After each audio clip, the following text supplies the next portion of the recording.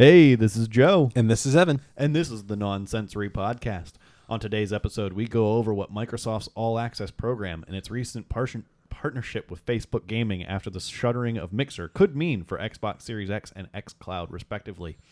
The Last of Us Part 2 is Sony's fastest-selling exclusive to date, but recent comments by a former Sony exec have us questioning such massive, big-budget projects moving forward.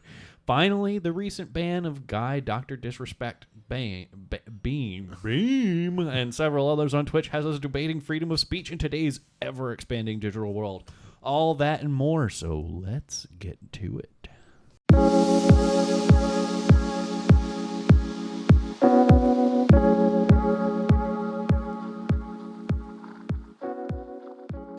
Greetings and welcome to episode 13 of the Nonsensory podcast. You can hear our soothing voices every week by finding us on Spotify, iTunes, Google Podcasts, and Stitcher. But if you'd rather get a look at our beautiful faces, you can also find us on YouTube, or come check out our regular Tuesday stream on Twitch at twitch.tv/nonsensory. On social media, we tweet at Nonsensory1, and you can find us on Facebook at Nonsensory Podcast. You can also support us on Patreon. Just go to patreon.com/nonsensorypod. We have 4 tiers of membership ranging from $1 to $20, and perks ranging from getting to vote in polls to getting to read a personal greeting at the start of our show. Joe! What up? What's up, buddy? Hey, How's it going? Good. Everything is good. Yeah, we tried some things. They didn't work, but oh well. Yeah. We continue the process. Yes. As the Philadelphia 76ers would say, trust the process. Yeah, that's a reference you totally don't know. No. It's a basketball. But everything's going really well. My week has been awesome. I love my new job. Yes. I get all the overtime I want, which while that part sucks, it's also it sucks working more, but making more money is cool. Oh yeah, making more money is fantastic. Also, my boss buys us lunch every day. Really? Yes. Like what? Like anything. Really? Like he'll just ask you what do you want? Yeah. And he'll just go get it for you. Well, we all have to go to pick the same place. Uh-huh. But it's do you want Applebee's today? So if you're I want pizza. Yeah. He just order you guys pizza? Yeah. Wow. Anything we want. Any day. That's a great perk. Yeah. That's think about it. If you went and looked at what you made at the end of the year, and then you just eliminated all the money that you would have spent on lunch. It's a lot of money. Yeah. If you could go the cheap route and get a couple buck worth of food, like McDonald's, you get 2 McDoubles and spend $3. But no. Anybody worth their metal is spending $10 on a meal or something like that. Exactly. I kind of done the average just in the 2 weeks that I've been there looking at what people buy. Mm-hmm. And he's spending $15 a person every meal. For how many people? There's 6 of us. What?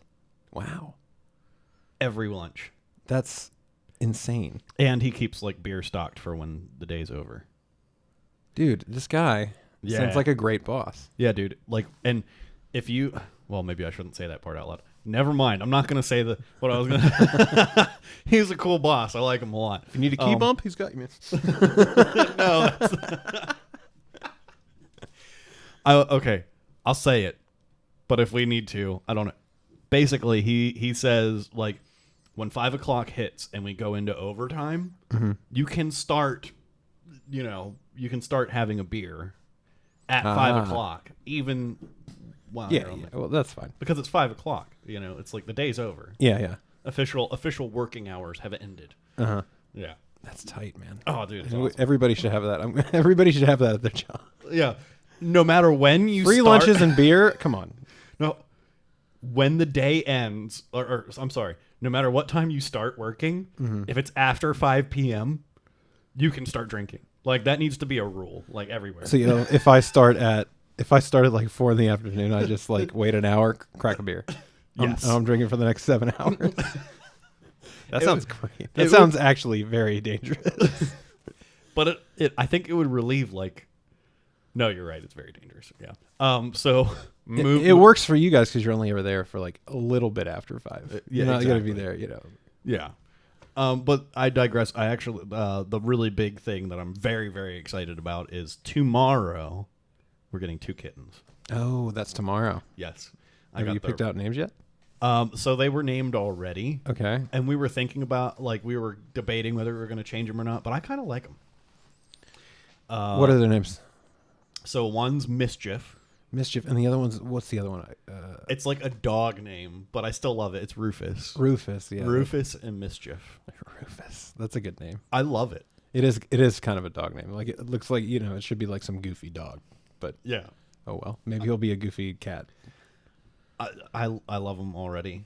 We've got to meet them several times, and so I'm very much looking forward to they're bringing them and dropping them off at our house, and I have the room all set up already. I'm gonna come by and shower them with love. Yeah. Are you getting them after work tomorrow, or are you guys? They're dropping them off at our house. Awesome, even better. So I will. He's gonna Uber you some cats. I'm gonna make sure that like pictures end up on Facebook and stuff, and like we'll like tweet them from Nonsensory or something. Oh, James like, is gonna make be sure so excited. Yeah, we're gonna make sure all of the people who pay attention get to see the cats because they're part of the family now. This is actually, it was a business decision to get these cats so that we could have something to bring more viewers in. They are the official Nonsensory cats. Oh, we should have we don't really do Instagram, but we should have a Nonsensory Cats Instagram. I actually do have us signed up. We just haven't really posted anything yet. Well, we should. That's how we should take advantage of it. Just cats. We'll do a cat picture every day. Yeah, that'd be great. Nonsensory Instagram. I have so many already. Anyways, I have like months of cat pictures backed up on my phone. So you don't have to worry about taking pictures. I'll have to take a picture every day. We'll swap every day, and one of us will put up a different cat picture. This is a good idea, but we're running a little long on the intro. How have you been, buddy? I've been good. My nephew is staying with me and other parts of the family for the summer, and so we've just been kind of hanging out. He's big into gaming as well, so we just kind of hung out, and he played some games, and while I did some photoshopping and stuff like that, and he's here now playing games. Yep. All he wants to do is come hang out with me and play games, which I don't blame him. I would have done the same thing when I was his age. So yeah, exactly. Yeah. I mean, so it's really cool that he's here. Mm-hmm. I got to meet him. It's always cool meeting the different parts of your family. Mm. So he was actually supposed to like sit in with us, but he's like, I'm like gaming. Oh yeah, he was gonna come sit in with us, but he's so into playing Doom Eternal that he's just like, maybe later. Yeah. So. I don't blame him for that either. So, I mean, maybe next time. He's here all summer, so maybe at some point we'll have another one next week. Come by and hang out with us. So. Today's episode is brought to you by Tales from the Arcanist and thearcanist.io. The Arcanist serves up bite-sized science fiction, fantasy, and horror from independent authors all over the globe. Everything is about a 5-minute read or less, so these little bite-sized tales are easy to binge when you have a moment on your lunch break, or perhaps when you're planted firmly on the toilet. The Arcanist also has essays about modern culture, the art of writing, the history of fiction, and much more.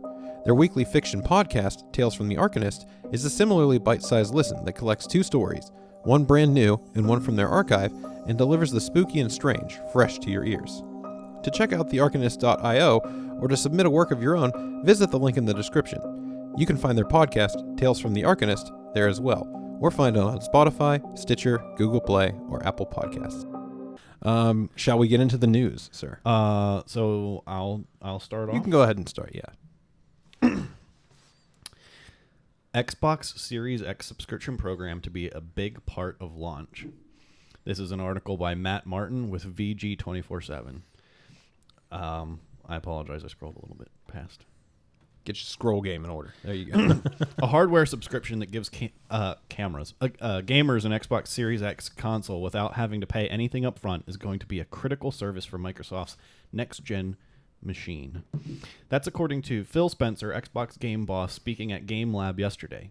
Microsoft has trialed the Xbox All Access service in a small capacity already, allowing users to pay a monthly fee for 2 years and get the console, Xbox Live Gold, controller, and Xbox Game Pass without having to shell out hundreds of dollars in one go. This service, similar to a mobile phone contract, could be key to getting a high-end next-gen console in homes regardless of its standalone price on release. Neither the Xbox Series X or Sony's PS5 have prices attached to them ahead of launching later this year.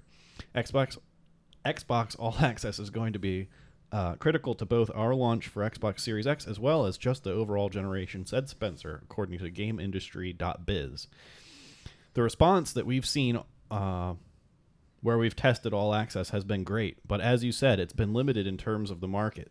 So we're going to see a much broader market and retailer support for All Access. And as you said, it matches a model customers use for many other devices they buy. And if you have services attached to those devices that people love, it just becomes an easier way to bring a great product to customers. Current Xbox All Access subscribers have the option to upgrade to Xbox Series X when it launches. I was saying this for years that they needed to do this so that they could potentially just bring out, because the thing that they do every time we have a new system is they go, okay, what is the average person going to want to spend on this thing? And then they try to shoot for a build of something that will get within that. Like they shoot for the maximum power that they can possibly get for the price that they find is reasonable that people will buy the console for, right? And with this, they don't have to do that because, somebody goes out and buys $1,000 phone and signs up for 2 years of AT&T, whatever, they're used to paying a bill like that every month. And so like, if you come out and say, well, you can pay like $50 a month for the Xbox plus like, however much, it's like a $10 for Xbox Live and then $10 for Game Pass or whatever. And it comes out to this lump sum that you pay that you don't have to go and blow like if the console is like $1,000, you wouldn't have to go out and blow $1,000 to buy the thing. And, they said they rolled this out kind of in 2018, but it was in limited access and kind of with limited partners. And so it sounds like they're going to work through retail stores to have this happen. Probably Microsoft stores. Well, they're closing Microsoft stores. They're closing all but 4 Microsoft stores in the whole country. It just wasn't working. Not enough people going to them, right? So to me, that's very strange. You're like, okay, well, we want to have this all access thing where you can go and get it at retailers, but we're closing all of our retail locations. To me, what you really want to do is I think you want to be able to go and just, when you go to pre-order the console, just go to the Microsoft site and pre-order it directly through Microsoft, sign up for the contract, and then they just send you one in the mail. Like but if you can go to GameStop, well, yeah, you definitely and want the they retail can just partners hand it to too, you. for Yeah. sure. You definitely want the retail partners. It's just, I don't know. It's just strange because, like, I guess I can go buy an AT&T phone at Walmart and sign up for a contract there or whatever. So I guess it's not different really than the phone market. It's just I do wonder, is Reggie's hand in this at all? What do you mean? Because I can see this being something that helps GameStop out. Oh, you mean like, well, I don't know. They haven't announced like specific partners, right? It could be like Best Buy and Target and stuff like that. Yeah, fair enough. Or just open to everybody. Yeah, whoever wants to do it, you can do it through your stores, which would probably be the best thing to do because you want this kind of thing to be available in the most possible places, right? Wherever you decide that you're going to go buy your console. Yeah. Okay, so I'm excited about this. I feel like I sound really quiet. I'm excited about this whole thing because it does open up the possibility to get at least the Xbox Series X cheaper. Mm-hmm. I mean, it stinks because I'm definitely leaning more heavily towards the PS5. Yeah. This isn't something that would sway me to get the Series X instead. It's a nice little nice little method to maybe make it more accessible, but that's only going to be for people who are already interested. That's not going to be a swing, necessarily. I don't know, because if you really want to get the next gen consoles and you're very split between, like I could get either someone one. Who's sitting on the fence. Yeah, for somebody that's sitting on the fence that the budget or the price of it initially is the deciding factor or is a limiting factor where you might not, you want to go next gen, but you don't have the money and you're not sure which one you want to get. This would be kind of, it could be a swinging factor in that, like, okay, well, I don't have to go out and spend the $550, $600 that these things are going to be. Well, what this makes me skeptical of is if they're doing this, is it because we're really, really not going to like the price tag? That's what I'm afraid of. I don't know, because it feels like they're trying to get, like, Xbox's strategy so far makes me question that, because they're trying to get their games on so many platforms. They want you to sign up for Game Pass, play it on your Xbox, play it on your Xbox, or play it on your Xbox Series X, or play it on your PC, and they have xCloud coming out so that they want you to be able to stream stuff to whatever device that you want to be. I feel like it's just giving as many options as possible, the lowest barrier of entry across everything that they possibly can. Versus with Sony doesn't really do that kind of stuff.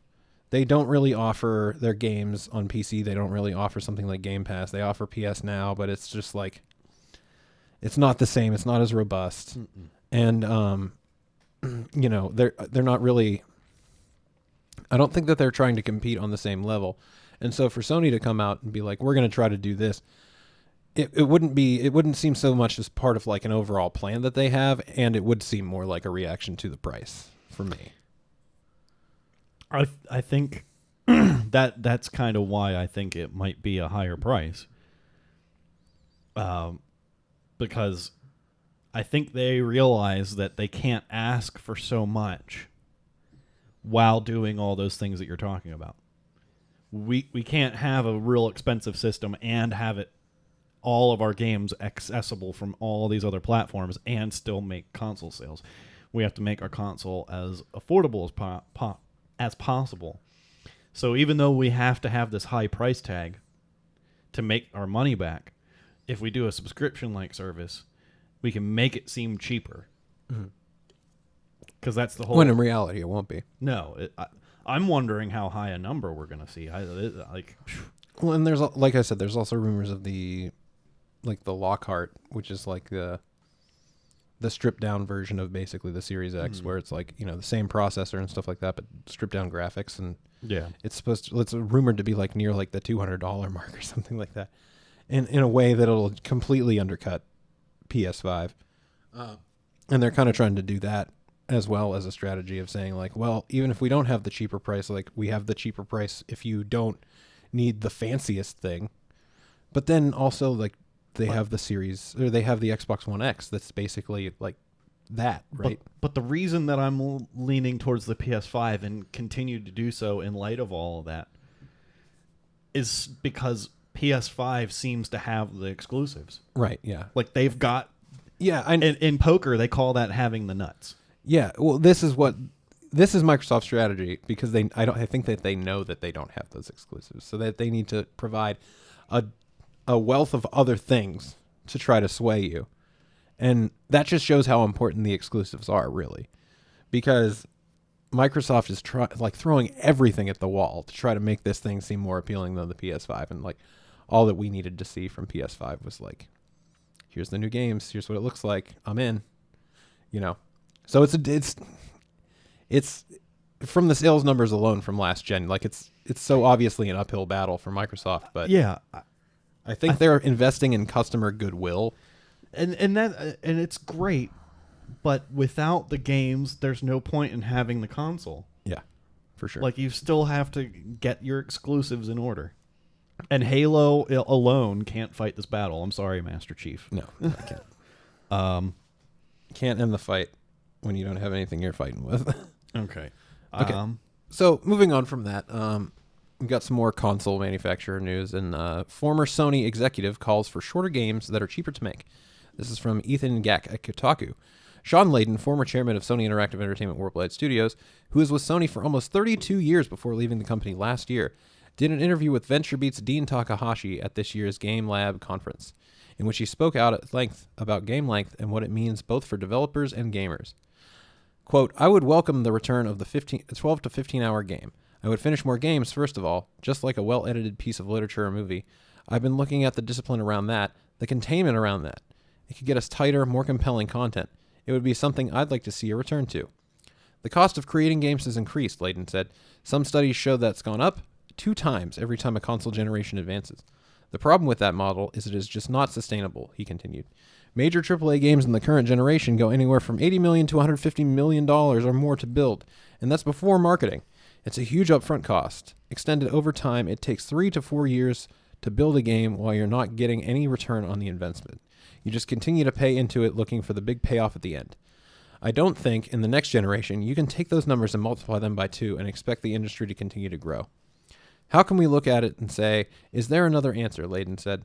Instead of spending 5 years to make an 80-hour game, what does 3 years in a 15-hour game look like? What are the costs around that?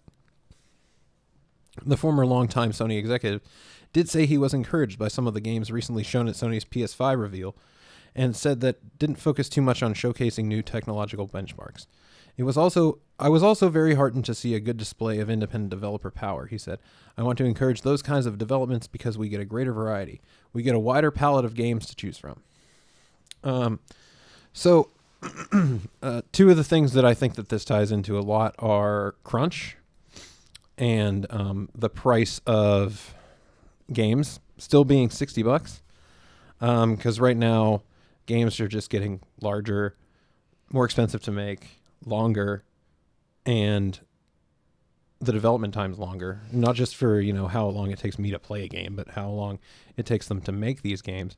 And like he said, you're just pouring all this money into this huge ballooning budget over the course of 5 years, hoping at the end that it turns out well. And with something like like a Death Stranding or a Days Gone that isn't the blowout success of something like Horizon or God of War or Last of Us, those can be, you're barely breaking even, maybe only making a couple $1 million off of it.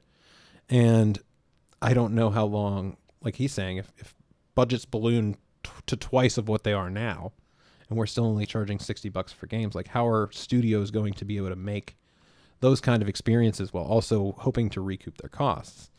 And I wouldn't mind, as somebody that's getting older, having shorter games, because, for me, it's a selfish reason because this is my life, and I think about people like my nephew G, who's just downstairs. He would play games all day, and he'd be able to blow through, like 80-hour games all the time because that's just what he does. He doesn't have the responsibilities of being an adult. So when I was a kid, 80-hour games sounded great, but right now they sound terrible. And do you think that we should pay more for games than $60? Because I like the idea of it, but when I think about it and I come down to it and I'm like, I have my card in my hand and I'm putting down the game that I want to get, and it's like $80, $90, $100. I don't know how many games I'm going to end up buying, The thing that I think about immediately is that I have a hard time thinking of a game that was any game that's over, let's say, 30 hours. I have a hard time thinking of any game over 30 hours that was actually, like, story-wise justified being that long. Right. Okay. I'm not saying that, like, RPGs and stuff and you go around, but you don't the story isn't actually that long, right? I mean, yeah, like, for sure. It's always padded. There's always filler content. Yeah. If you have a story that you can't tell in like 20 hours, I'd say you probably aren't a good enough writer. Yeah, I would tend to agree. Like a singular game. Yeah, okay. But say you wanted to make a game as big as like the Mass Effect trilogy as one game, though. I mean, that's different, but then you do need to talk about where do you break games up. Yeah. Because I'm on the side, like, shorter games that are shorter games with more effort is fine by me. I'd agree. I just, like you said, it feels tighter whenever you play those kind of games. It feels like there's less bloat in them where you're just doing stuff to do them. Like, I don't think that I've ever, like you were saying, I don't think I've ever played a game that was like over 30 hours where it felt like there wasn't some sort of unnecessary padding in it. Or, like some sort of checklisty kind of trash to make you continue to play it, but that served no more to like help you be engaged, I think. Because whenever you're like grinding out the same kind of you know, oh, you go to this area and there's 5 of this quest that you have to complete. And then you go to the next area, that 5 of this quest, and then there's 5 of a different quest of a different type, and then this and this and this. And then you go to the next area and you got to do that. And it's just like, it's so blatantly, like, transparently. We need to fill out. Keep you on the wheel. We want to get you to 80 hours. Yeah. And it's like, but why? I'm okay with quality. A short amount of quality story. I'm fine with that. Yeah, like in The Witcher, I didn't need to play like 10 to 15 follow the tracks with your vision thing and go find the thing in the forest quest. Like they did a good job of like making those things engaging, but like if they weren't there, I don't think that the game would have been worse, you know? No. So I agree. I tend to agree with it. I don't know if you make the games shorter and more quality, I'm okay with sticking with $60. But if you start talking about making them shorter and higher quality and still raising the price, then I start getting skeptical. Now if you come, like, that's what I'm saying about realizing when you need to break up a game.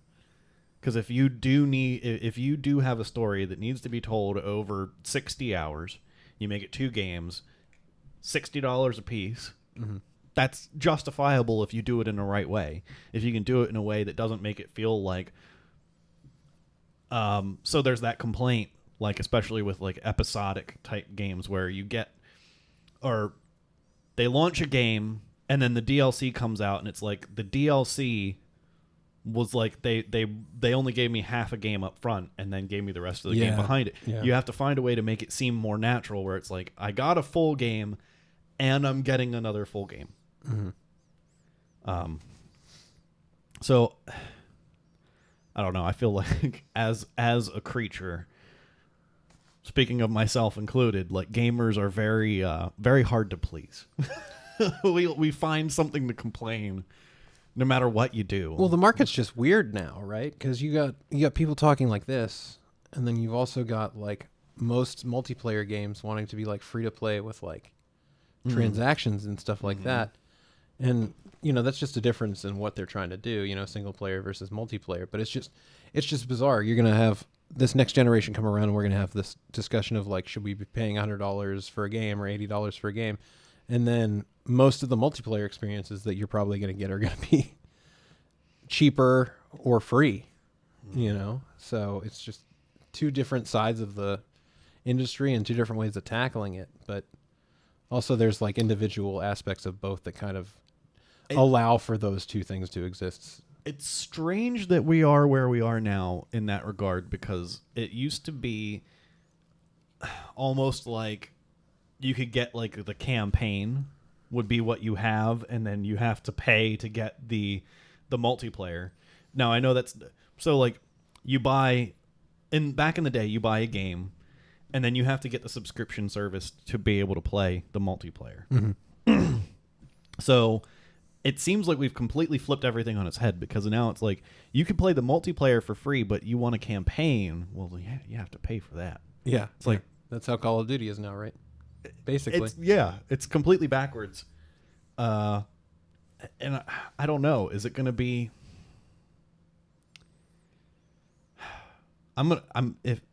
If I can think of how I want to say what I want to say, maybe I'll bring it up a little bit later. I don't know. Sure. If we can come back to it. I kind of lost my. Sure. Yeah. So, jumping to the next bit of news. Got a lot of Microsoft and Sony and just platform holder kind of news today. And that's okay. Microsoft details what optimized for Xbox Series X means. This is an article by our boy Scribbles. Joe Scribbles at IGN. I don't know if he knows he's our boy. Microsoft. I'm sorry, it did it again. I have to figure out what's up to that. Microsoft has provided a deeper explanation of its optimized for Xbox Series X tag, explaining that games badged this way will have been specifically built for the next generation console with a variety of benefits. In a new Xbox Wire blog post, it's explained that games with the optimized for Series X badge have to have been either natively designed for or fully rebuilt for Series X. Yeah, I'm going to stick with that. Brand new games built natively include Halo Infinite and Assassin's Creed Valhalla, while enhanced games include Gears 5. The post breaks down a series of benefits to optimized games, comprising ray tracing, a performance target of 60 frames per second at 4K resolution, rising to 120 frames per second in some games, and virtually eliminated loading times. However, Jason Ronald makes clear that these are not a features checklist that must be met to earn an optimized badge. We don't dictate game design, he explained. The badge can be earned. As long as they're designing the game and building the game on Xbox Series X development platform and really tailoring it to take advantage of it. Dirt 5 will be one of the games able to take advantage of a 120 frame per second frame rate, with David Springate from Codemasters making clear that it's including an option to toggle between 60 and 120, presumably with a loss of resolution at the higher rate. Meanwhile, adventure game Call of the Sea will be able to support a 4K resolution as well as ray tracing to help bring its island setting to life. As mentioned previously, the new console's SSD and velocity architecture allows Gears 5 to load 4 times faster on Series X than on Xbox One. Okay. What are your thoughts? Are you like excited to at least have like the options of stuff like what they're talking about with Dirt 5? You know, you can play it at a 60 option or 120 frame rate, you know, if you want to. I kind of, you know, we've experienced that on PlayStation with PS Pro and stuff before. Right. I'm excited to see that stuff expand, and it just seems like when they talk about the ray tracing thing. Yeah. It says that these are not a featured checklist that must be met to earn an optimized badge. So it just seems like you don't have to necessarily have ray tracing, or you don't have to necessarily. It sounds like they're trying to make sure that people are aiming for a certain amount of quality, but you don't have to hit these markers. That's just like these are ideal. Well, right. So if you wanted to have a more visually intense game and play something at 4K 30, yeah, which is what we kind of have with upscaled PS4 Pro kind of stuff right now, you could still do it. Or if you wanted to not have ray tracing, you could do that and, you know, pump up your frame rate because you don't have to have the taxing of the ray tracing or whatever. So I like that it's just, you know, it's more of a guideline. Yeah. And more of like a suggestion than it is a requirement. I honestly don't know how I feel about all of this. To me, it like they've already said that like everything coming out right now is going to be available on their like right. They're the ones that said that. So does that mean they're the games designed specifically for Series X are downgraded to play on the Xbox One? Yeah, that's what it makes it sound like, because they're already talking about how Assassin's Creed Valhalla was built natively to include, you know, was built natively for Series X, right? But they've already come out and said that and Gears 5, right? Oh, okay. So, brand new games built natively include Halo Infinite and Assassin's Creed Valhalla, while enhanced games include Gears 5. So, Gears 5 is being brought up to the Series X, while the other two are being brought down to the One. Exactly. I don't know. It's just getting really weird. That's all I really like. I'm not super concerned about it because we already see how people can bring games like Doom to the Switch and stuff like that. So, right. You know, I don't think that the games that are... I would rather have games pared down for the older consoles than held back for the older consoles, so that then we can't have like all the new bells and whistles that you get. Do you think there's a possibility in the future that you'll see games launched on 2 consoles in the same like family and get reduced price for lower quality on older consoles? Do you think that's that would be tight. Yeah. I think ideally, I think realistically, what it would be is like $80 for the Series X version, $60 for the Xbox One version. I think that's something like completely that. reasonable. Yeah, I mean, because we're already paying $60 for Xbox One games. I wouldn't expect them to like reduce the price below 60 for those games. The only reason I think that that's not necessarily something that's practical is because it actually would take more programming and more effort to then go back and make it backwards compatible, or you know what I mean, to play on the older system. Yeah, you're making the thing that's cheaper is actually more expensive to make. Mm-hmm. So it doesn't really make sense. Well, yeah, and all these, like, they're saying that the Xbox Series X is going to be backwards compatible through everything, including the original Xbox. So, which is cool. I don't know why you wouldn't have, like, why you would need an extra SKU, unless you're for certain hoping that they add these extra bells and whistles, rather than just saying, oh, we're just going to release Assassin's Creed Valhalla on PS4 and Xbox One, and then just, you can play it on your Series X with backwards compatibility if you want. I think this is still Microsoft saying, like, well, we still need stuff to show off. Yeah. And it's not really as much to show off if you're not, like, if you come to a conference or start showing stuff off to the public and it's, well, here's this game optimized for Series X with all these new things added to it, and maybe it'll run on the old thing. Versus saying, then that kind of sells the power of, like, oh, wow, you're getting all this new stuff.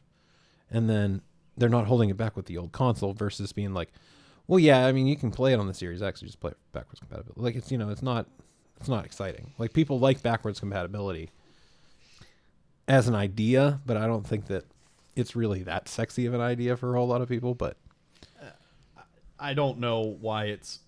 Oh no. Okay, good. I don't know why it's really newsworthy. I mean, maybe there's something I'm missing. I'll admit that I'm not like the sharpest tack. I think it's I think it's just tied to the fact that they were saying in their wording when showing all this stuff, they were saying stuff like optimized for Xbox Series X and stuff like that, and it brought up the question. It's more to clarify what they meant, but whether or not, like, I don't know. It doesn't seem like a big deal to me. I don't know. In more Microsoft news. Yeah, Microsoft is shutting down Mixer and partnering with Facebook Gaming. This is from Tom Warren at The Verge. Microsoft is partnering with Facebook to transition existing Mixer viewers and streamers over to Facebook Gaming in the coming weeks. On July 22nd, all Mixer sites and apps will automatically redirect to Facebook Gaming. Existing Mixer partners will be granted partner status with Facebook Gaming, and any streamers using the Mixer monetization program will be granted eligibility for Facebook's Level Up program. Microsoft has struggled to reach the scale needed to make Mixer compete with Twitch, YouTube, and even Facebook Gaming, which has led to today's decision. We started pretty far behind in terms of where Mixer's monthly active viewers were compared to some of the other big players out there, says Phil Spencer, Microsoft's head of gaming, in an interview with The Verge. I think the Mixer community is really going to benefit from the broad audience that Facebook has through their properties, and the abilities to reach gamers in a very seamless way through the social platform Facebook has. Microsoft's choice to partner with Facebook is clearly a strategic one that's also related to broadening the appeal of its upcoming xCloud game streaming service and its overall gaming efforts. Microsoft will work closely with Facebook to bring xCloud to Facebook Gaming, allowing viewers to click and immediately play games that people are streaming. It's a vision that's very similar to Google's ambitions with Stadia, but Mixer has lacked the scale and viewership to truly deliver this more broadly. Microsoft recruited exclusive streamers like Ninja and Shroud with big deals, but they haven't been enough to get more people using the service over rivals. Ninja, Shroud, and other top streamers are now free to join Twitch or stream on Facebook Gaming. So I think the biggest takeaway from that is that they're doing it specifically so that they can possibly leverage Facebook for xCloud, in that they want you playing stuff through your browser if you're already on your browser, right? Checking out your friend's Facebook page and they're playing this game and you're just like, oh, that looks cool, and then you're playing it. It's brilliant. And that's like they said in the article, it was kind of the promise of Stadia, that Google was saying like, oh, you could go and watch your friends doing stuff on YouTube and then just go click on the video somewhere and take it to the game and stuff like that.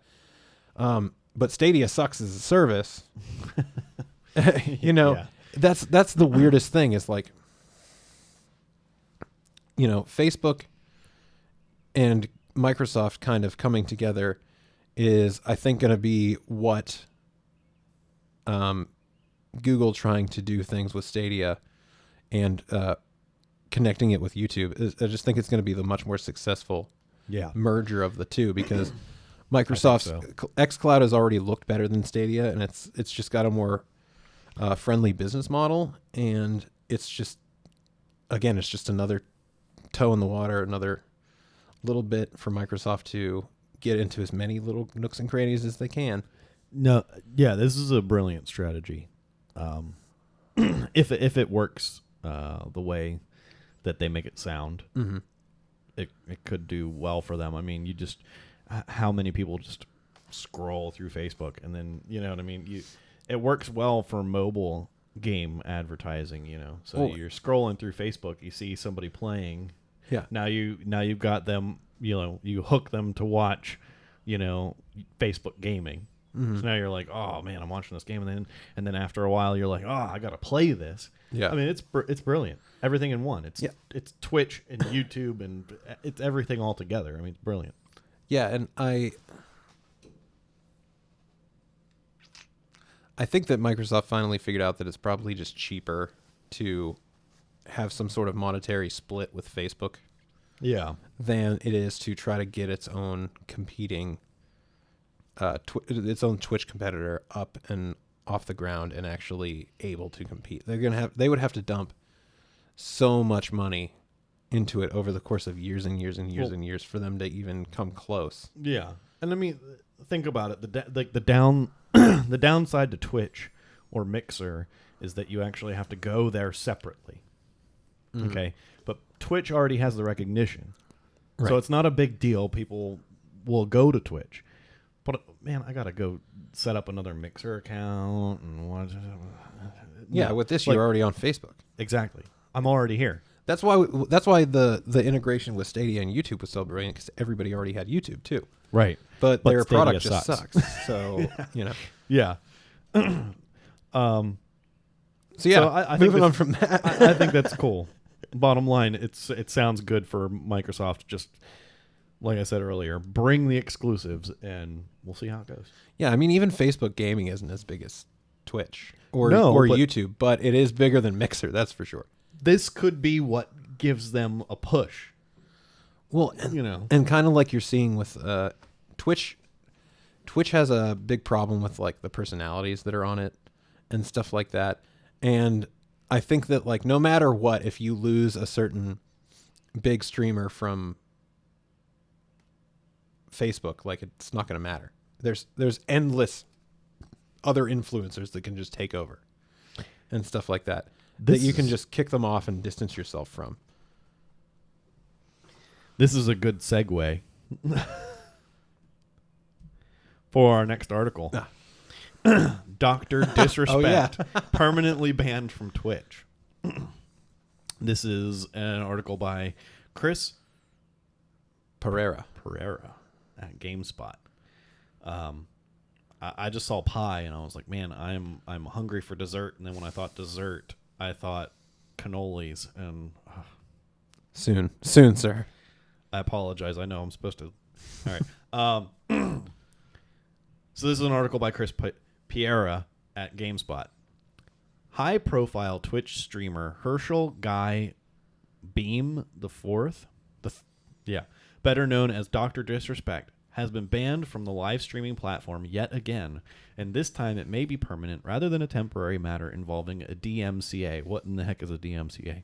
The details around the case remain a mystery. It appears this even extends to Beam himself, but reports from others indicate it could be because of severe offense. It's unclear exactly why or how long Dr. Disrespect will be banned. Following news of the ban, Dr. Disrespect did not say anything publicly about the situation, and searching for his Twitch account yielded no results. However, on June 27th, a day after news of the ban broke, Beam broke his silence and posted an update on Twitter addressing his fans. Champions Club. Twitch has not notified me on the specific reason behind their decision. Firm handshakes to all for the support during this difficult time.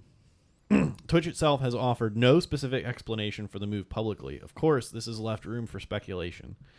We've reached out to to Twitch for comment, but we're given the same generic statement already offered to the wider community.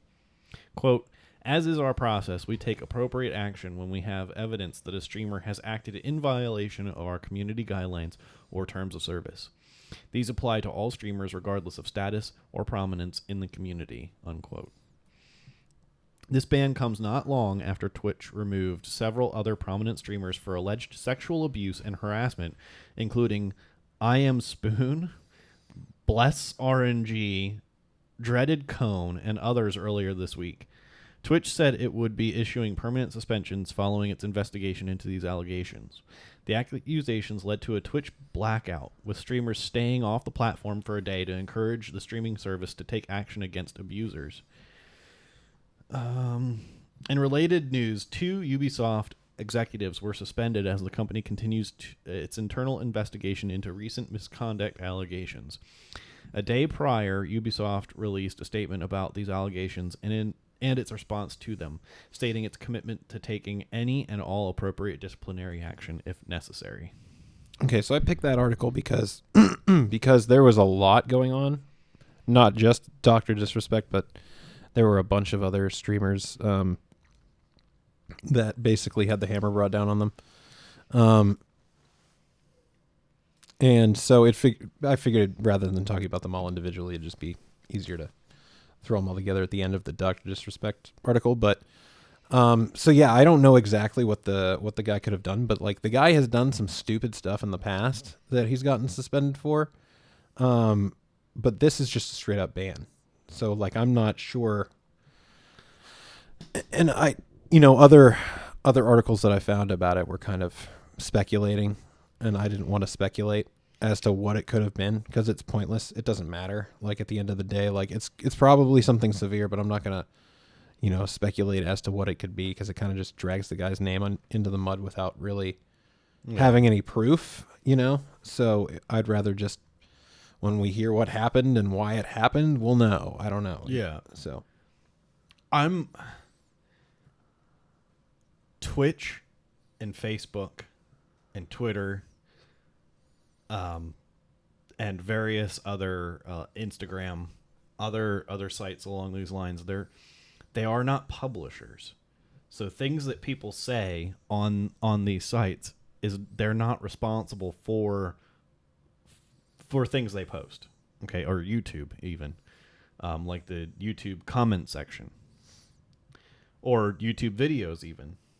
The reason I say all that is because like I understand taking down things that are like maybe like self-harm and things like that. Mm-hmm. Or like incredibly abusive, like specifically abusive. Mm-hmm. I understand that. But like from a legal standpoint, you're not responsible for things that people say.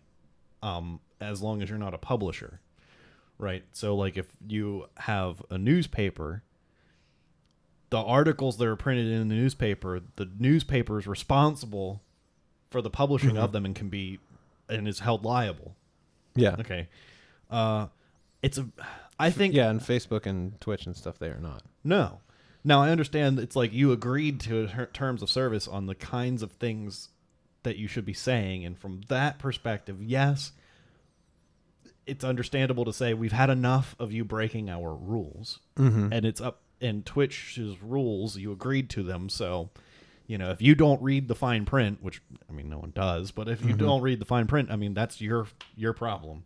Right. They have a set of rules, and you have to follow them if you want to use the platform. I have a problem with people being banned for saying things on. Okay. I don't like racist, sexist, bigoted, homophobic things being said online. But the right of people to say things that are disgusting, I think, is important to protect.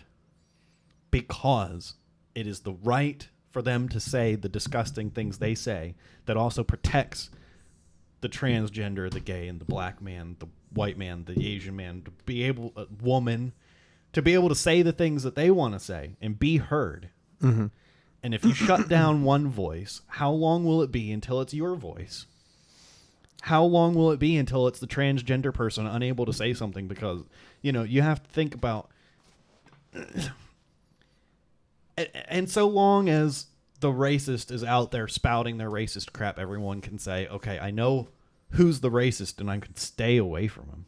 Yeah. You know what I mean? Like, I think that on this, it just comes down to, like, Twitch obviously has advertisers and people to think about in those terms. And also, like, if they don't hold up their end of the deal in banning these kind of people for their behavior, then they risk losing the faith of their other streamers. And I think that that's kind of what happened with that whole blackout thing. Because that's why they initially got off of it was, we're going to black out for a day because we want Twitch to take action against the, accused abusers or whatever like that. And there's just more to it than really what's easily digestible, I think. I don't know. I think it's a tough thing, because despite what I just said, there's also the side that if someone is out there constantly like sexually harassing another person, you want to be able to just be like, to just shut them down, because you don't want someone to have to be tortured. And it's like, it is a sticky subject in trying to walk the line between allowing people to have a voice, because this is how we got to the point that we are in gay rights and black rights, as human rights, civil rights, because of the fact that people were the black community was allowed to protest in the 60s. Okay, if their voice was shut down, you can't say these things at that time. You know what I mean? Yeah. Like, there is a fine line to walk between when you shut someone down for doing something that's like gross versus when you have to let people talk. Well, I wouldn't say that they didn't try to shut down black voices during the civil rights movement. I didn't say they didn't. I didn't say they didn't try. I mean, they did try. Yeah. So, no. Everybody's... At some point, people are trying to shut down other people's voices all the time. Whether they do or not, there's just too many avenues now. And I think that's kind of the crux of the issue, right? There can be somebody that, like, for example, if James just gets into watching YouTube videos, and there's somebody out there that he just stumbles across that he really likes to watch, and you're like, I like this guy, he plays this content or whatever. If he wants to watch him play Mario, whatever, cool. And it seems very wholesome. And then this person starts taking like a turn into like some random stuff that you don't want James entirely involved in at all. Just out of the blue. That's not even related to the content that they're already making. And you don't want him to watch it. Like you're not going to be upset with the guy for saying like horrible things that your kid now has to hear, and like the other thing is like, okay, well then just don't let your kid watch that stuff. But the way that I feel like that's a separate issue that falls on YouTube and creators being more responsible in how they label their content. Yeah, I just don't know. I don't know how they do it though. That's the thing. It's like there's so much content constantly. It's impossible to keep up with. Right. And that's why they have the protection of not being a publisher, and so they're not responsible for videos that get published. Well, right, but they have their rules in place specifically because of this stuff, so that whenever somebody flags some stuff that they didn't catch that comes back to them, then they can go, well, then this shouldn't be on our platform, and then they get rid of it. Right. Right. But you're saying that you don't want that.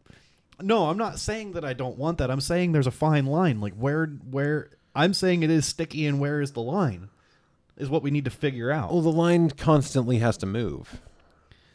It can't just be a line, because then you push the line and then the line changes, and things happen too rapidly for you to say that we're going to set a line and this is how the line is, because then you're going to have to revise the line every couple months, because people find ways around it.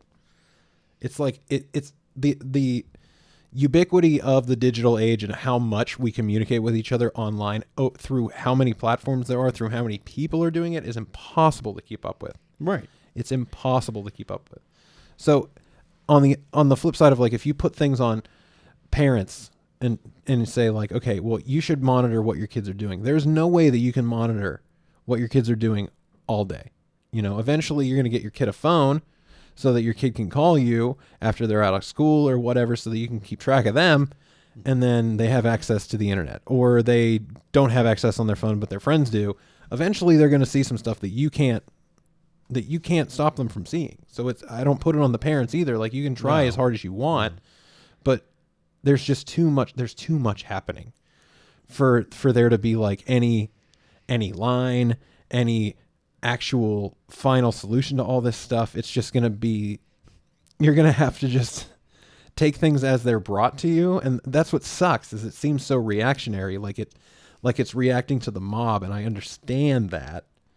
Yeah. But that's the necessity of what we have here, because people just want more and more and more and more and more. And as you give them more and more and more, you're supplying them all this stuff, but with no way of tracking it in an effective way to make sure that stuff doesn't get out to people that's messed up. You can only be reactionary, and that's where all this comes from.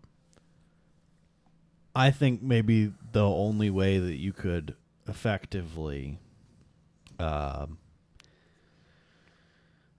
actually monitor the content that goes onto your site. First of all, at what point do you say that they would be a publisher? If you're going through every piece of content that gets put on your site, it's no longer just a platform. Yeah. Now, once you start filtering out things you don't like, that makes you a publisher. So you lose the immunity, but you could make it so that everything has to be submitted. Nothing can be instantaneously posted. You have to submit it, they review it, they allow you to post it. Well, right, and that would require massive resources. Yeah. That would make these businesses probably go out of business. The alternative is you stop policing and you just let it go like a platform is supposed to do. And then things are out there that we don't like, but that's the right of the people who are posting the content. Yeah, I don't know, man. It's sticky.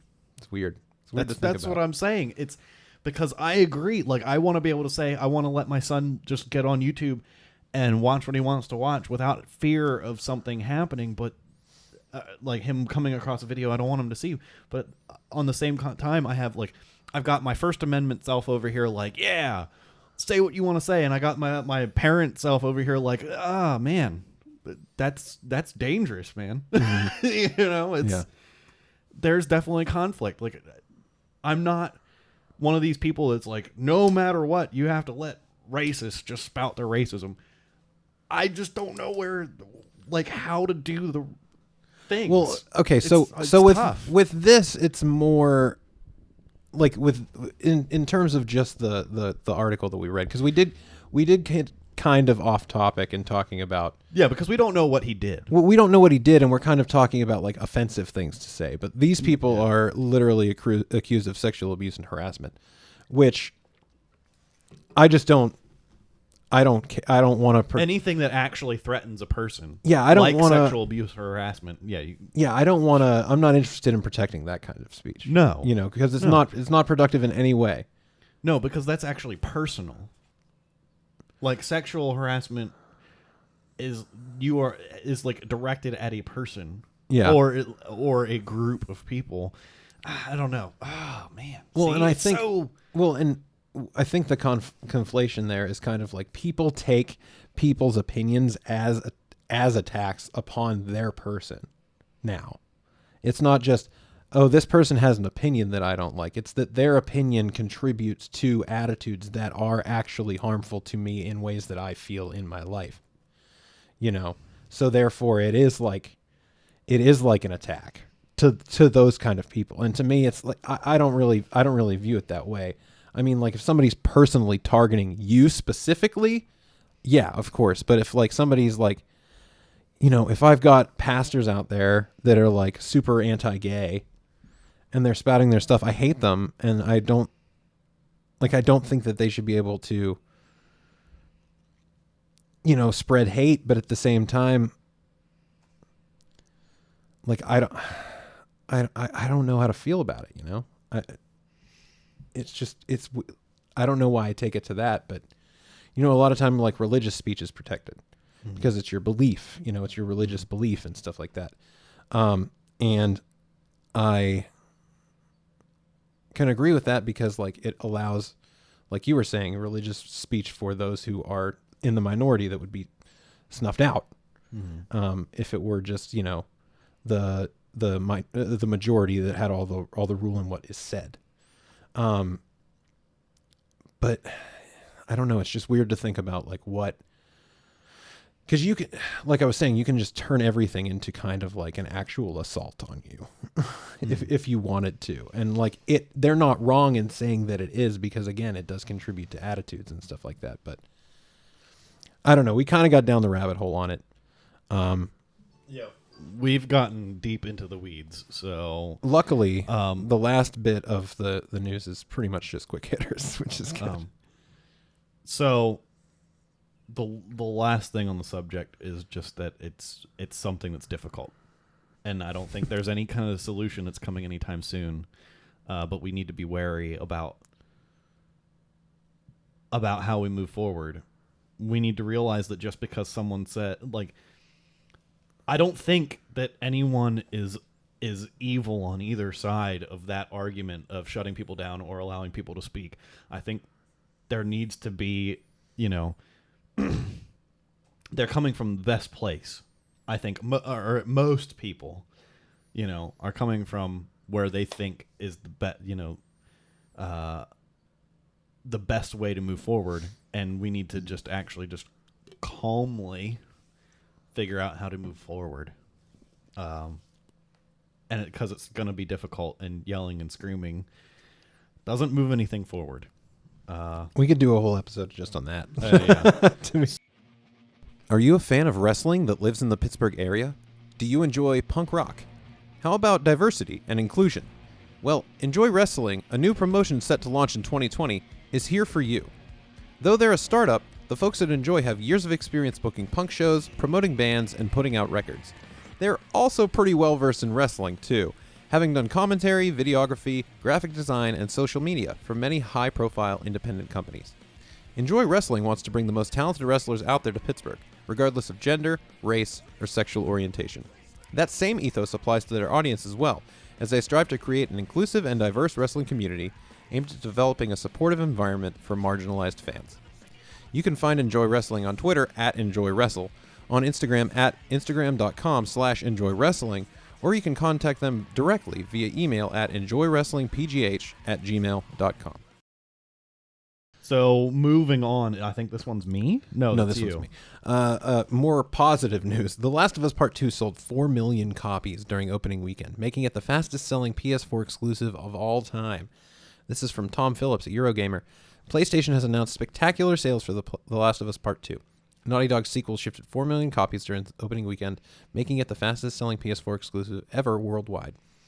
Earlier this week, UK sales figures pegged the game as the biggest video game release of the year so far. It also pipped fellow Naughty Dog exclusive Uncharted 4 to be the fastest-selling PS4 exclusive here in the UK.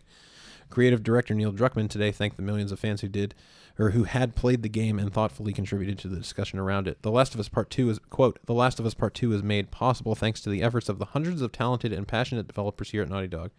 We can imagine no greater honor than seeing the same passion mirrored by the people playing it. Thank you for helping us reach this amazing milestone. Speaking yesterday, Druckmann confirmed that there will be no story expansion to The Last of Us Part 2, as there was for the first game. They'll remain tight-lipped on the studio's future multiplayer plans for the franchise. So, I'm not surprised. yeah, and I don't think that sales necessarily mean that the hype was warranted. Because like you can buy a game and dislike it. Yeah, absolutely.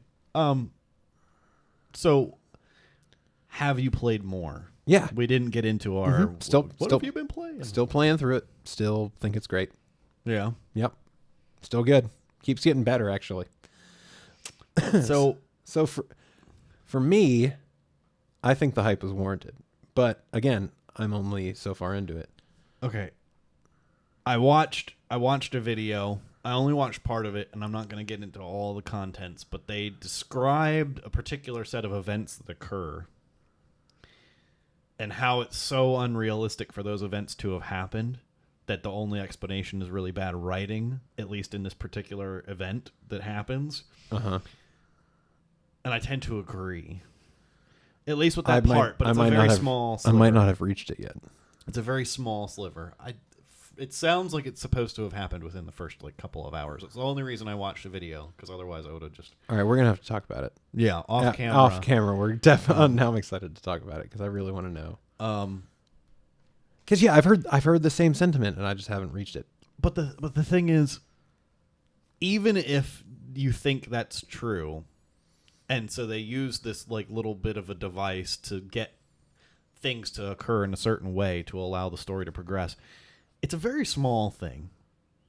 And so what? I mean, the game can still be fantastic, and from what I've seen, it does look fantastic. I'm not necessarily against plot holes. I can point out plot holes, and now if a game is riddled with plot holes, and it's the whole way, and it's excessive, ridiculous plot holes, okay. But if there's I can't even begin to number the movies that I love that are just that people just come along and are like, well, that doesn't work, and that's stupid, and that's broken, and I'm like, so what? It's a good movie. Well, I think the last thing that I would take from this is that the leaks didn't really stop it from becoming super successful. Yeah, and that's wonderful. And yeah, good for them. Yeah, they worked.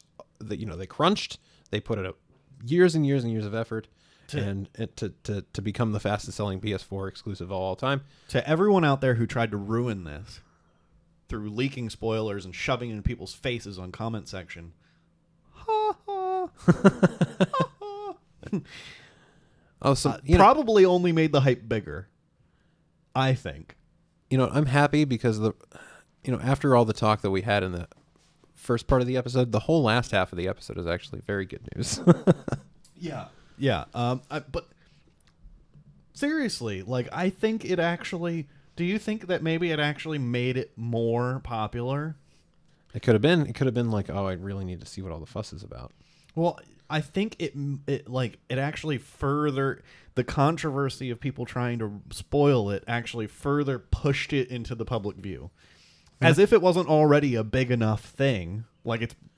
Yeah, then it was in the news for every day. Yeah. For the last 4 months. It's already the frickin' Last of Us. And then you're like, oh, now we're going to try to ruin it. And then everyone's like, hey, these guys tried to ruin this game. And so you get the mentality where it's like, I'm going to buy it just to show them what's up, and then and even if you're Googling The Last of Us Part 2, to look up The Last of Us Part 2 is the worst thing ever, and read every article that you possibly can about it, you're still really talking about The Last of Us 2 a lot. Yeah. And that's all that they care about. 4 million units, and it's only been out how long? A week? A week, yeah. It came out last Friday. So, good job. Good job, guys. So, Crash Bandicoot 4 revealed, due in 2020 for PS4. This is by Stephen Tailby at Push Square. Whoa! Crash Bandicoot 4, It's About Time, has now been officially announced. It's the... Whoa! I'm definitely putting the Crash... Wow! Over top of it. It's the first proper game in the series since 2008's Mind Over Mutant, and it sees a return to the original style of gameplay. Following the successful revival of the character with Crash Bandicoot and Insane Trilogy and Crash Team Racing Nitro Fueled, It's About Time is a wholly original adventure, starring a playable trio of Crash, Coco, and Neo Cortex. This new game once again centers around time travel. It sounds like Cortex will play the villain role once more, who has been spending his time plotting his revenge against the titular Bandicoot.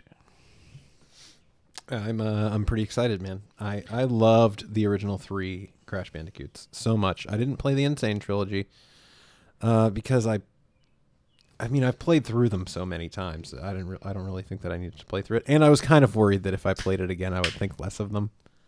You know, I didn't want the new remastered trilogy to make me think less of the games because I do hold them so fondly. That's what I get. This is Joe slurping. You got Joe Scribbles and Joe slurping over here. But are you excited for a new Crash Bandicoot, or do you think it's kind of a property that's been too dead to care about? No, absolutely not. Absolutely not, because Crash Team Racing is like Crash Team Racing is like a beloved gem. And so, I didn't realize it was on your phone, too. Oh, yeah. So, I don't think it's dead by any means. And I mean, I'm going to use my favorite phrase. The original PlayStation Crash Bandicoots have a special place in my heart. I was like, what is it? I should have known that. I should have known that was coming. Yeah. My heart is just so big, and like most of it's with like classic gaming. Yeah, I think this could be good. I will reserve my opinion on the game itself until I hear more. And it's due this year, which is cool. Another one of the kind of quick turnaround announcements that these are great. Have been great because the last couple months we've just been like up in the air with like what's going to happen. Paper Mario's 2 weeks away. Oh man, a little over 2 weeks away. We'll have to get your first impressions whenever we do our episode that week. Oh, dude. Well, first I have to talk my wife into letting me buy it, or else I'm going to have to work a lot of overtime. Do it. It'll be worth it. You know it will be. Oh, man, it's going to be awesome. Okay, Xbox games with gold for July have been revealed. This is from Cass Marshall at Polygon. Yes. Oh, this is amazing. We're both falling apart right now. Xbox One's players Tokis. Xbox One's players Tokis. Xbox One players with Xbox Live Gold will gain access to 4 games this July as part of the Xbox Games with Gold program. WRC 8 FIFA World Rally Championship, Dunk Lords, Saints Row 2, and Juju will be available next month for players who are part of the subscription service. WRC 8 FIA World Rally Championships is a realistic rally car simulator that will be available July 1st to 31st on Xbox One. Dunk Lords is a 2-on-1 basketball beat-em-up game with 20 characters in a story mode and will be free from July 16th to August 15th on Xbox One. Saints Row 2 is a classic open-world game that takes place before the Saints Row franchise went off the rails and into space and will be available July 1st to 15th on Xbox One and Xbox 360. Finally, Juju, a cartoony platformer, will be available from July 16th to 31st on Xbox One and 360. Not really much to say about those.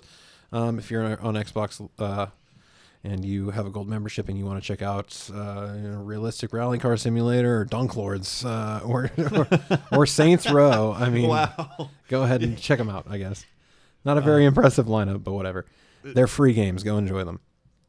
The pessimism with which you threw Dunk Lords could be awesome. I don't know. Dunk Lords. Dunk Lords. I don't know. It's a hilarious name. I'm sorry. World Rallycross. Yeah, that's like the only thing on that list. I think I heard of Juju a long time ago. I don't know. That might be worth looking at. Whatever. Moving on. What everybody should be excited about that's a PC gamer, though. The Steam Summer Sale has arrived. The Andy Chalk, my boy. What up? Let's get the chalkboard. PC gamer. The Steam Summer Sale has arrived, barely giving us a moment to collect ourselves after facing the Summer Game Festival's 900 demos. This year, your purchases will net you points that you can spend. Yeah, no. And This one was very quickly thrown together. Have arrived. in the creatively named Points ship, it boasts a bunch of Summer Sale tat-like animated stickers, backgrounds, and avatars. I'm guessing they mean like they look like tattoos. Yeah. There will be backgrounds and other items from various games too, which you can also pick up with points. You can also claim free animated stickers from road trip destinations over the next fortnight. If you spend $30 or the equivalent in your region, you'll save an additional $5. So there's a bunch of sales going on for like there's whole franchise sales which are pretty cool. Like the Hitman franchise and Call of Duty and all that stuff. Check it out. I mean, summer sales are summer sales. Steam sales are Steam sales.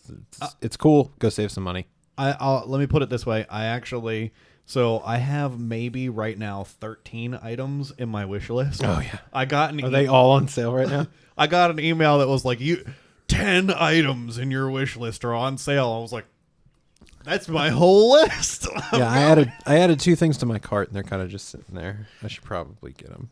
Yeah. Maybe I will. That's always a wonderful thing. Last bit of news for the day. Square Enix will announce several games it had planned to announce at E3 between July and August. This is from Austin Wood at Games Radar. Square Enix is planning to announce multiple games which were originally scheduled for its E3 2020 conference by the end of August. The company was asked about its plans for the summer in the absence of E3 2020 in a recent stockholder meeting. Gematsu shared a full translation of the Japanese conversation via No Investment, No Life, and both Google Translate and our own limited Japanese knowledge support it. Here's the company's full response. We would normally announce new games at E3, yes. We had planned to have a press conference as a replacement event, but were unable to do so since assets were not complete. We'll be announcing new titles individually as the timing permits. Several will debut around July to August. Square Enix has already latched on to some digital alternatives to E3, the most recent being Sony's PS5 Future of Gaming event, where it announced next-gen fantasy action game project Athia. Athia seems to be very early in development, so we may not see it again for a while, but it's possible Square Enix will share more about it in the months ahead. Regardless, we can expect several new games to be shown by the end of August. So I left it out because it seemed very obvious, but the article basically was like, maybe we'll see a new Tomb Raider, maybe we'll see a new Final Fantasy. It's like, yeah, the biggest games that the company makes, maybe we will. I don't know. But I don't.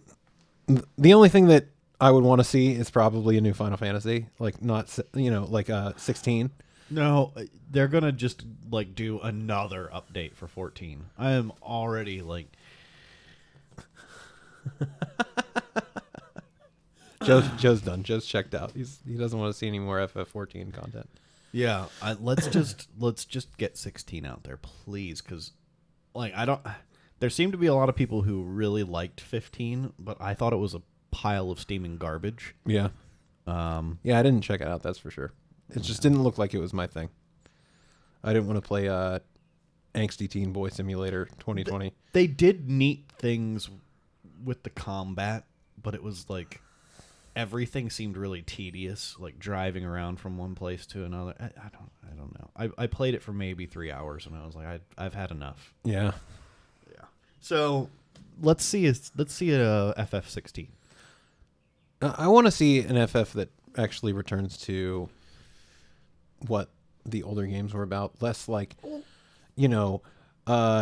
medieval kingdoms in the future kind of thing. Like, can we just go back to like older, simpler settings and stuff like that? I think as far as like gameplay wise, if they took a lot of what they did recently with I feel like they're constantly evolving the combat.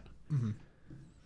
And they seem to be going in the right directions because like Final Fantasy VII Remake did things with like the Final Fantasy 13 combat that just it was like it just felt so good. And if they can keep moving down that line, mm-hmm. like I would love to see that in a newer game. I don't know.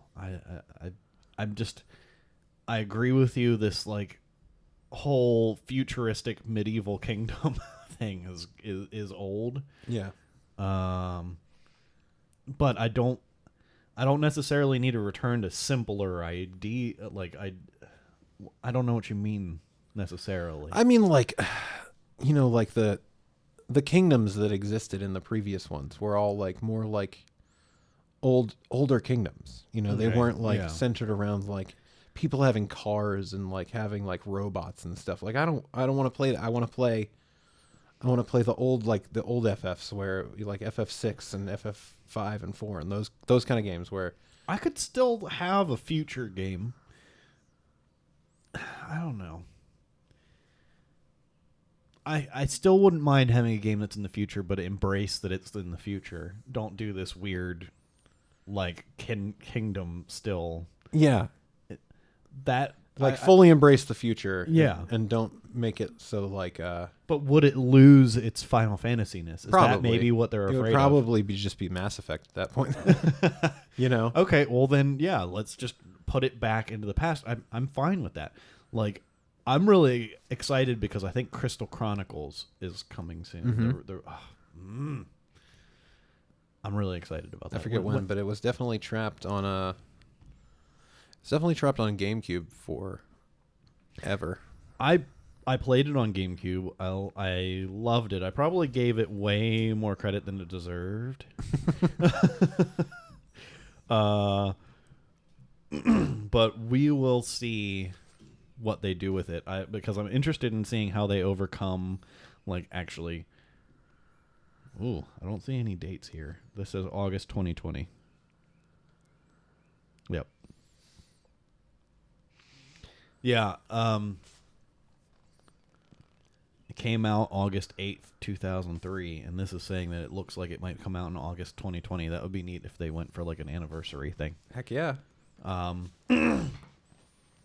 Yeah, because it was really good, but the way that so the whole premise was that the whole world was like covered in some kind of miasma, and you had to like carry this lantern. I don't remember all of the details, so bear with me. I have the general idea, but you carry this lantern around, and so long as you stand within the light of the lantern, you don't get damaged by the atmosphere. Mm-hmm.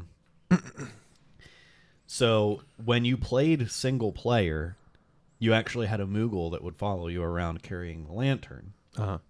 But in multiplayer, one of you carries the lantern. And you pass it around. I do wonder how that would play out. I don't know. Would they keep it like that? Because I think the whole idea of having to stand within that space was just really annoying, and it doesn't need to be there. Yeah. I don't know. This is like one of those cult classic FF games that people really ask for, but I don't know if it's necessarily as good as people that like it think that it is. I'm skeptical of myself, of maybe giving it like this golden tint, because like I feel like it's fantastic. Uh-huh. Like it was, I had so much fun with it. But maybe you wouldn't if you went back and tried to play it. Yeah, because I I was reading an article and I was looking at the pictures and I was actually remembering playing it, and I'm going, yeah, I don't know. So, well, anyway. On that note, that is the end of our episode for today. Thank you for joining us again. If you would like to comment, subscribe, give the video a like, and click that bell so you can get notifications for whenever we put up a new video. And you can also come check us out on Tuesday on Twitch at Nonsensory, twitch.tv/Nonsensory at 7:30. We'll be doing another stream. Yes. We are finally moving on to Halo CE. Halo 1, yes. We'll be moving on to Halo 1 this week. And also, if you want, you can follow us on Facebook. And you can also follow us on Twitter at Nonsensory1. And please, please, please, please, please, if you have friends that like podcasts and they don't watch YouTube, please talk about us and let them know that you can find us on Stitcher, Apple Podcasts, Google Podcasts, and Spotify. So that's all for today, guys. Anywhere that you find podcasts, please talk about us. We love you guys. Peace. Be easy. There we go.